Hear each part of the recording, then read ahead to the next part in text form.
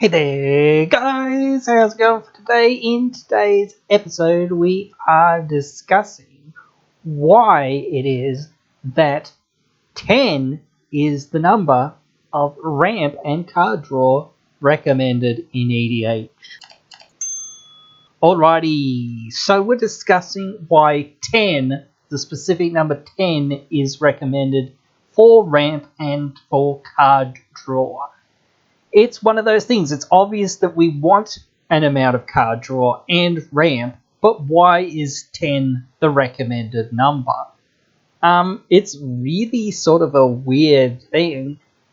Again, it probably comes from the Command Zone.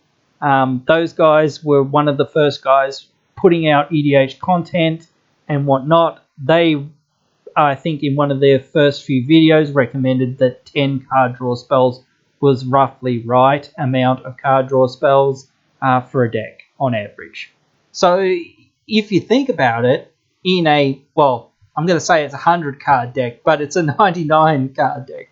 But essentially in a 100 card deck, you have 1 in 10 of a chance to get those cards because it's 10% of your deck. So yeah, you have 1/10 of a percent of getting one of those cards, which sounds a very low percent. So shouldn't this number actually be a lot more? But it's one of those very weird sort of things about playing the game of EDH. It seems to work out really quite well in the game because, again, when you say, well, I already have 38 or so lands in a set slot, so then I only have 62 or whatever it is cards to fill, and one of them's going to be my commander, and probably one of them's going to be Sol Ring for most people and whatnot. So then you're down to like 60 cards to fill for the rest of your deck. So it quickly becomes like, well, now I need 10 card draw slots and I need 10 ramp slots.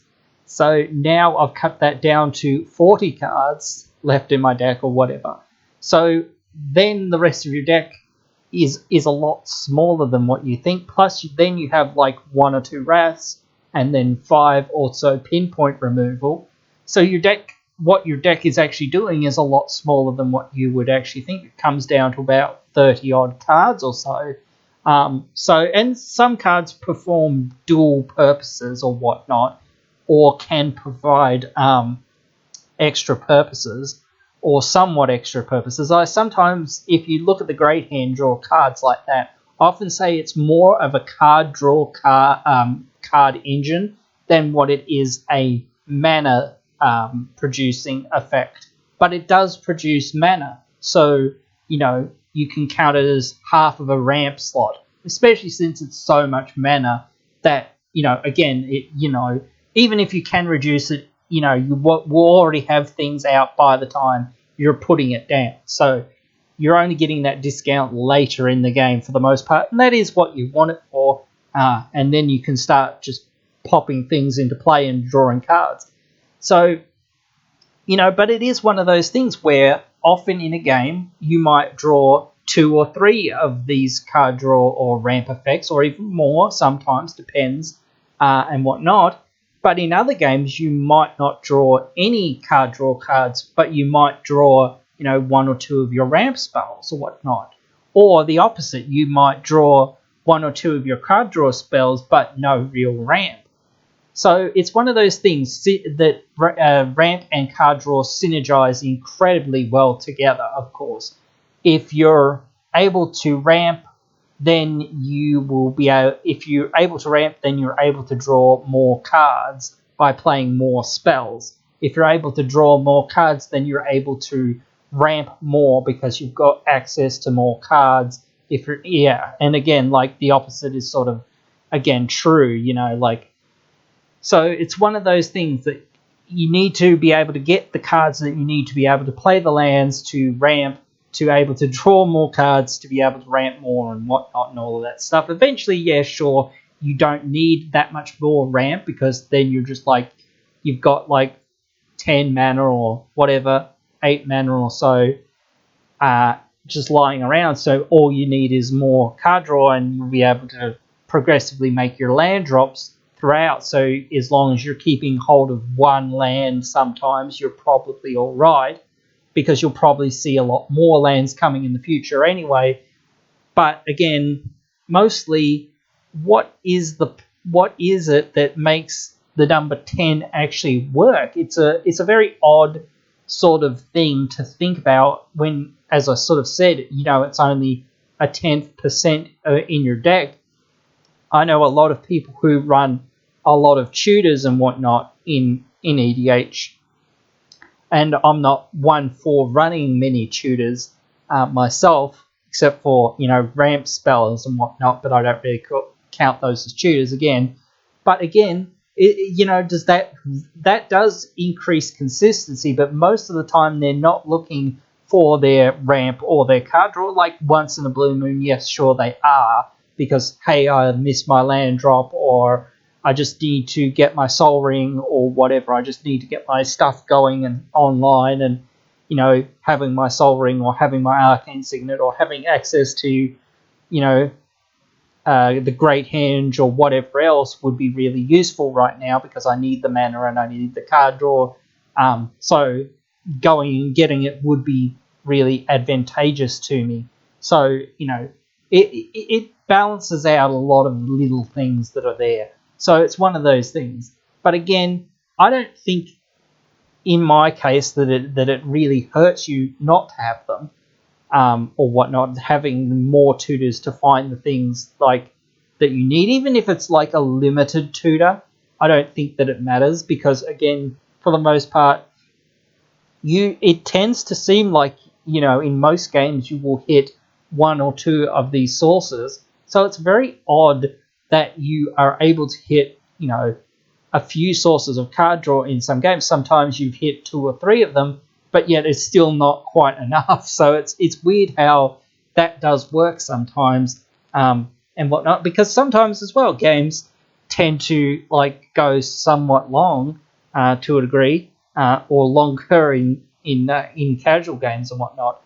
Even in the more uppity sort of competitively casual games that sometimes I play, the games don't go much shorter, but they're much more impactful with what people are sort of playing for the most part, and whatnot.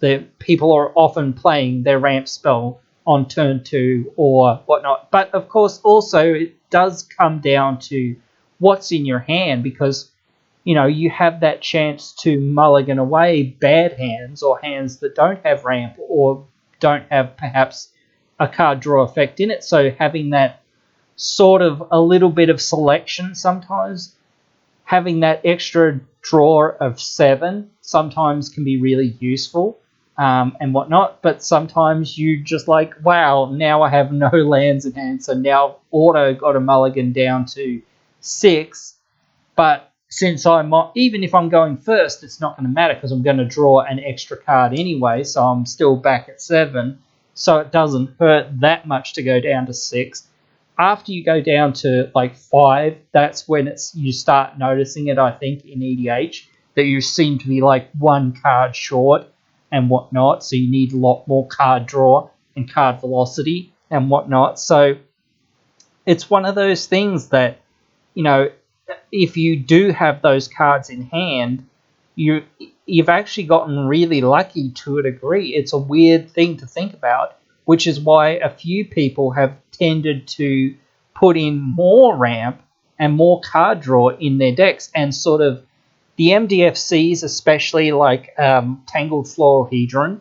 That was a card that I think was a very good, a high adoption rate card that a lot of people put in their decks, because hey, I don't care if it's always this 2 mana dork that's not that super amazing, but it exists, because sometimes it'll be a land if I really need it, and if I don't really need the land, then maybe this mana dork might do something. I can sacrifice it to Skull Clamp and draw 2 more cards, so that might be worth it at that point. Who knows? Or it can be a chump blocker for me for a turn or 2, whatever. So Or if you do get it in the early game, it's still all right. You still just tap it for mana and get your turn 4 going or turn 3 going, depending on what's a turn or 3 drop going, whatever rather. Sorry, going whatever you're doing, or your 5 drop even if you ramped with some other stuff or whatnot. So it is interesting to think that such a low percentage of your deck actually works out to be fairly decent in what you would need. You would think it needed to be, I don't know how you could actually fit, so many other card draw effects in your deck. All of them would really have to serve multiple purposes, or ramp effects. All of them would really have to serve multiple purposes because, again, it would feel like, where am I going at a certain point? I think 20 would probably be too much and whatnot. But there are some decks, like landfall decks, that just need to keep ramping in theory or whatever, but they also need to keep drawing as well. So they need to ramp and draw at the same time, sort of thing, because if they run out of gas, sort of thing, then they just won't do anything. So they're sort of a very stop-start deck if they get a good run of, lands and draw, ramping them up with their extra land plays and things like this, then that's good. But if they're not getting those extra land plays and not getting the extra cards off of them, then they're in trouble. Even if they're ramping really hard, that might not be that good to them. It might be all right to them, but they do need payoffs and they do need things to actually go well from there on in. So even in a deck that's very heavy on ramp and, sort of more card draw, it can be like, well, I still need a lot more because this deck, or the deck's, the way it's built, needs those cards. I think every deck certainly needs an influx of cards, but when you're playing so many cards already, your hand gets empty much more quickly, so you need much more, draw to replenish that sort of thing. So it's much more interesting that the decks that ramp and draw much more need even more card draw and even more sort of ramp to felicitate the fact that, hey, I just drew 5 lands, well, might as well play them, or I need to play them to do something because otherwise I won't be doing anything. If I've drawn 5 lands, well, I need 5 more cards because all I've got's lands. I don't, like these lands might do something for me, but they're not going to do everything for me, so I need 5 more cards.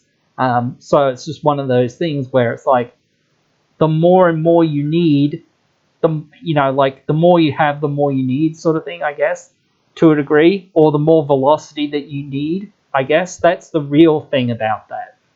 Because those decks are very high velocity decks. So it's like, well, I just need a mountain of cards and I can't go without having a mountain of cards because I'm just going to play a mountain of cards once I start going and doing what I'm doing, because it's just going to cascade and cascade and cascade, and I'll probably have a very long turn at some point later in the game, but that's much later in the game. It's not like happening on turn 3 or whatever and whatnot again, or turn 5 or whatever. Maybe it's happening on turn 8, 9, 10 or whatever. It does depend.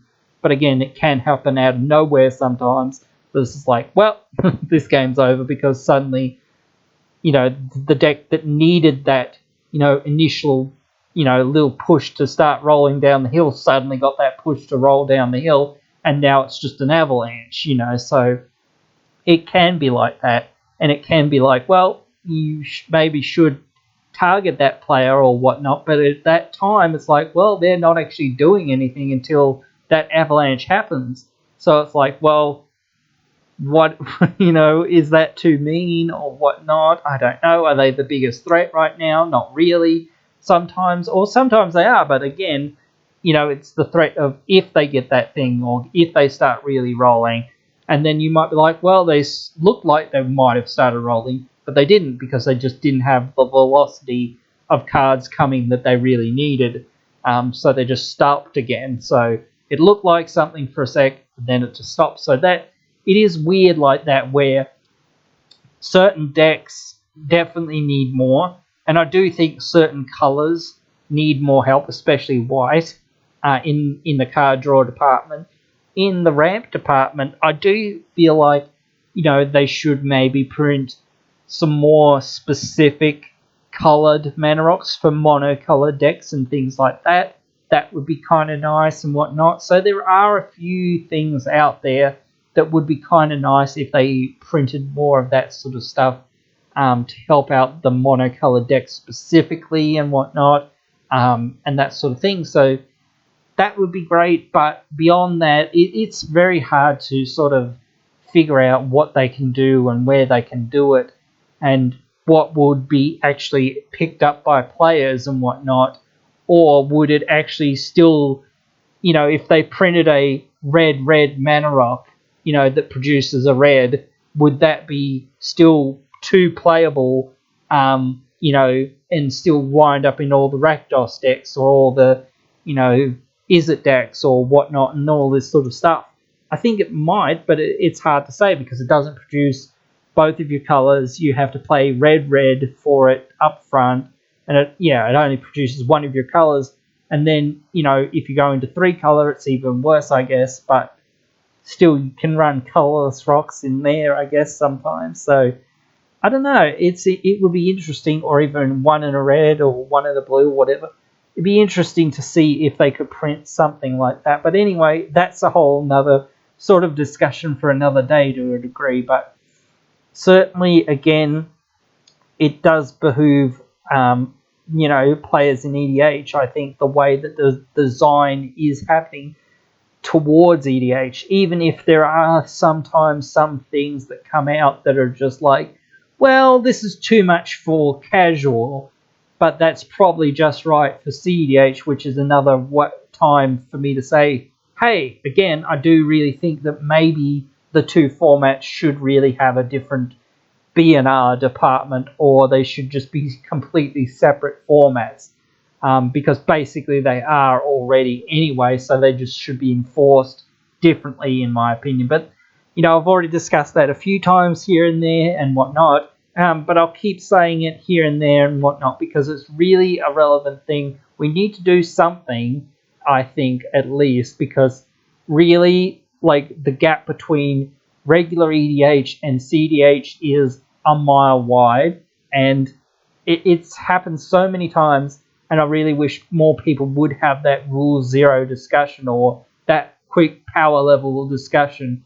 I'll put a link to my video about having a Rule Zero stroke power level discussion in the cards and whatnot, if you want. But anyway, again, you guys can let me know what you think about all of that kind of stuff. Write your thoughts down there in the comments below. As always, I'll try to respond to all the comments. Really do love interacting and talking to you guys in the comments about all the EDH geeky stuff that we love.